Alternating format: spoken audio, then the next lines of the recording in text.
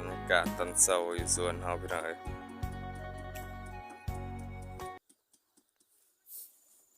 สบายดีพี่น้องเมื่อสุขสุขคนเนาะบ่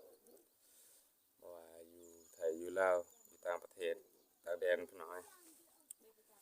วันนี้ก็มาพบมาพอกันคือเก่าพี่น้องกับบ่าวใหม่เนาะทาง2จันทร์สมัยเขาพรเนาะพี่น้องเอ้ยวันนี้ก็คือเก่านั่นแหละพี่น้องบ่ได้ไปทางใดเนาะอยู่ในสวนพี่น้องเอ้ยมันแน่คนมันแน่แล้วก็รดน้ำต้นไม้แน่พี่น้องเอ้ยคือฮอดเวลารดแล้วต้นไม้ก็เนาะ3 มื้อเลยพี่น้องเอ้ย3 มื้อรดเทื่อหนึงเนาะเมื่อวานนี่ก็รดแถบหนึงพี่น้องเอ้ยแล้วก็มื้อเช้านี่ก็ไปเปิดแล้วพี่น้องเอ้ยรด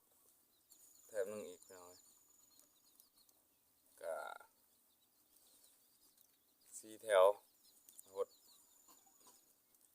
มื้อนี้4 แถวมื้ออื่น4 แถวพี่น้องเฮ็ดแปลว่ารดตอนเช้า4แลง4เลยพี่น้องเช้า4 แถวฮอดสวยที่เฮาพักได้แน่เนาะพอดี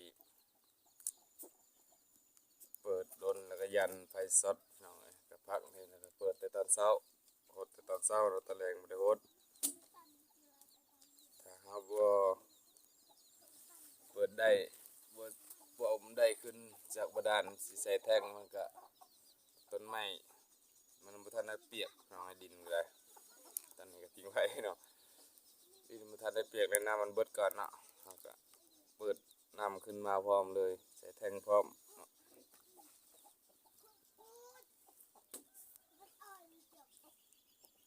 คือเก่าพี่น้องไอ้มันนี่ก็บ่ได้ไปทางใดเนาะอยู่ในสวนนั่นแหละพี่น้อง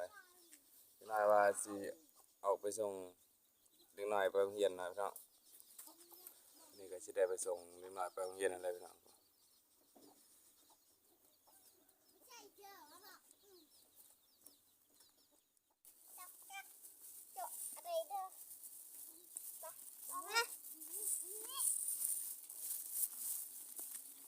ไปใส่พี่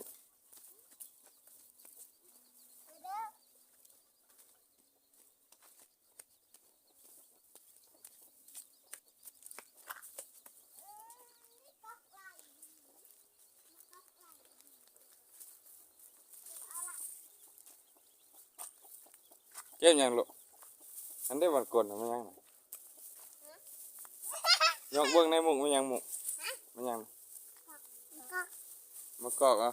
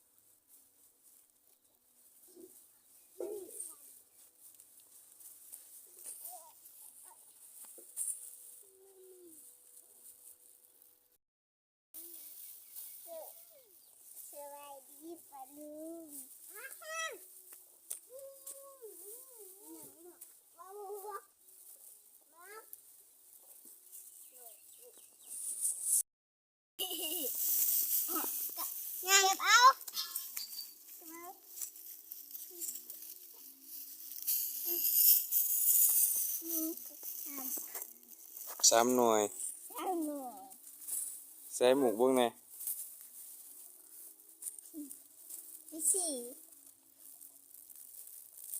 มื้อนี้มันบ่ตกเนาะว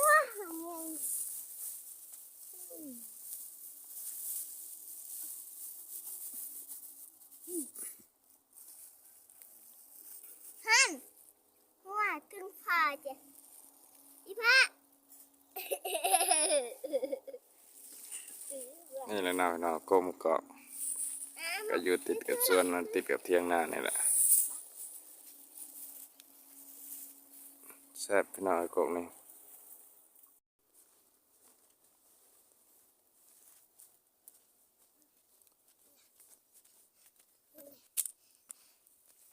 เมื่อยปะมาจะเสร็จ พุ่ง เป็นยังคุณมาใส่ พุ่ง มั ละ นจะเก็บผัก เก็บผัก มาจะเก็บผัก อืม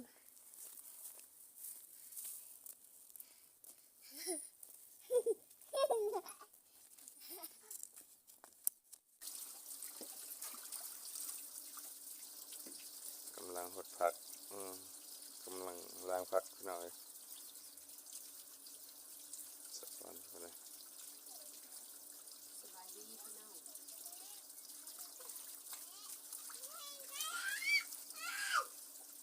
ล้างผักให้ยัง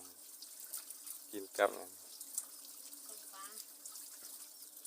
ต้มปลาคอใส่หมดแดงเนาะพี่น้องแล้วก็ลวกผักกินกับ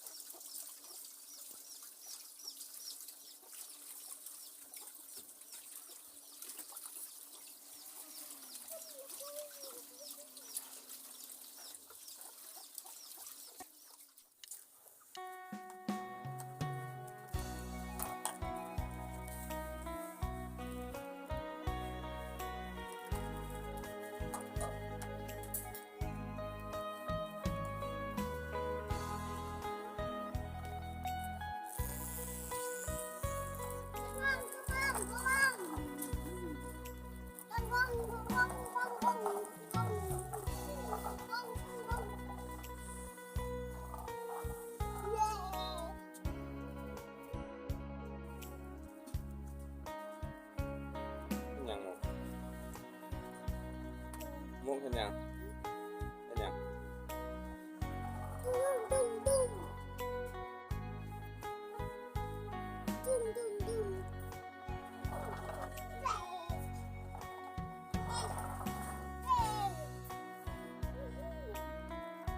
เล่นแต่เศร้าแท้ลูกเล่นญี่ปุ่นแต่เศร้าแท้ก็เล่นแต่เศร้าแท้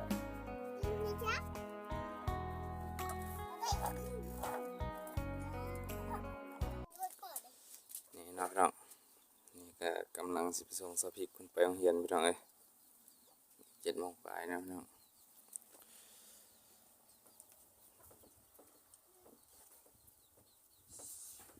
โอเคพี่น้องเอ้ยเนาะก็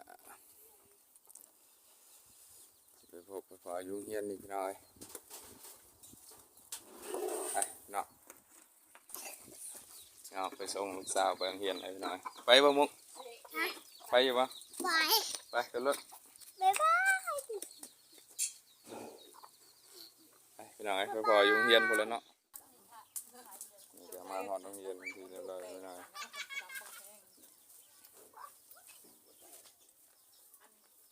สั่น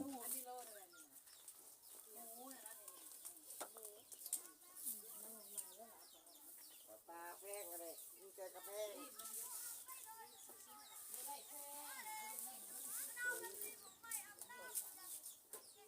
ไปเลย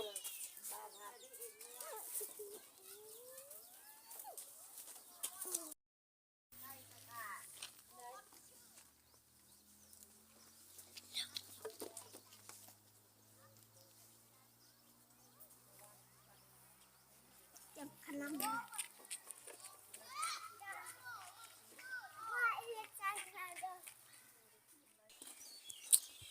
โอเคเนาะพี่น้องนี่ก็เอามาหอดเพื่อนเป็นที่เรียบร้อยแล้วพี่น้องไอ้หอดเตียงเป็นที่เรียบร้อยแล้วเนาะมาแต่ส่งสปิกมาแต่โรงเรียนเนาะเอามาหอดเตียงเป็นที่เรียบร้อยแล้วนี่ก็เตรียมสิลงไปเฮ็ดเวียกเลยพี่น้องสะพอนไปก่อนแล้วกับมุกเนาะไปพี่น้องครับไปเบิ่งกันเฮ็ดเวียกเลยพี่น้อง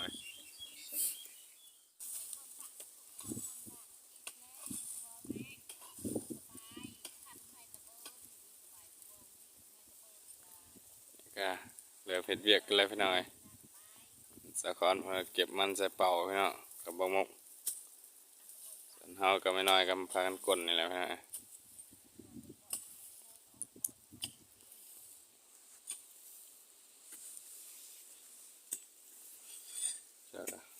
จบกลเนาะพี่น้องกลคู่นั้นเท่ากับกลคู่นี้พี่น้องก็